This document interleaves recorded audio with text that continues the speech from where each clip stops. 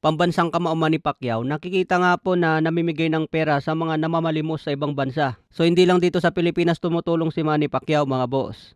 Dala-dala pa rin niya ang pagiging matulungin niya kahit nasa ibang bansa. Hanggang ngayon wala pa pong update kung kailan ang laban ni Manny Pacquiao dahil hindi pa po siya nagte-training ng matindi. Puro papawis lang po ang ginagawa ni Pacman. Sa iba pang balita, pinuna ng dating world champion na si James Toney si Shakur Stevenson dahil umano sa hindi nito pakikipaglaban sa mga pinakamagagaling na boksingero sa kanyang panahon. Ayon kay James Toney, kung nagawa ni Shakur Stevenson ang kanyang achievements ngayon noong panahon niya, isa raw itong nakakabilib sana.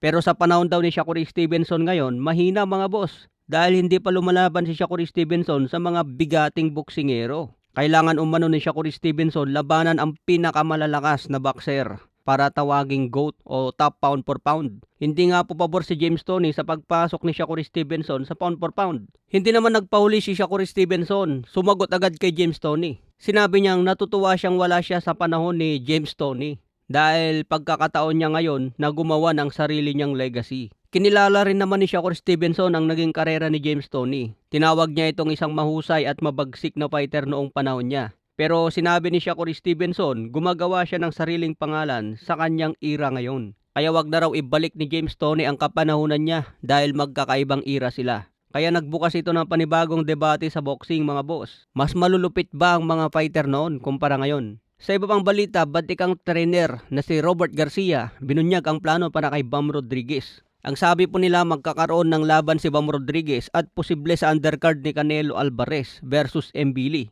Kung papayag umano si Canelo na maging undercard si Bam Rodriguez, siguradong lalaban siya dito. Kung manalo raw si Bam Rodriguez sa kanyang laban sa bantamweight, aakyat na ito sa super bantamweight para i-challenge si Naoya Inoue. Posible raw ang laban na yan sa February or March sa 2027. Baklasin muna si Inoue sa super bantam bago ito umakyat ng featherweight division. Pero tingin nyo mga boss, kaya ba ni Bam Rodriguez si Naoya Inoue? Maliit lang si Bam Rodriguez samantala si Inoue matagal na sa super bantam. Sinabi nga ni General Casimero hindi siya naniniwala dito kay Bam Rodriguez. Siguradong pagkain lang umano ito ni Naoya Inoue. Sa iba pang balita, Timothy Bradley galit na galit kay Jaron Ennis. Kung gusto raw ni Jaron Ennis patunayan na mas magaling siya kay Crawford, dapat labanan din ni Jaron Ennis si Canelo. Talunin din daw niya si Canelo Alvarez para mapantayan ang nagawa ni Terence Crawford. Dahil kung nagtapat nga raw si Crawford at Jaron Ennis sa welterweight noon, siguradong noon pa nabugbog na si Jaron Ennis. Yan po ang banat ni Timothy Bradley mga boss.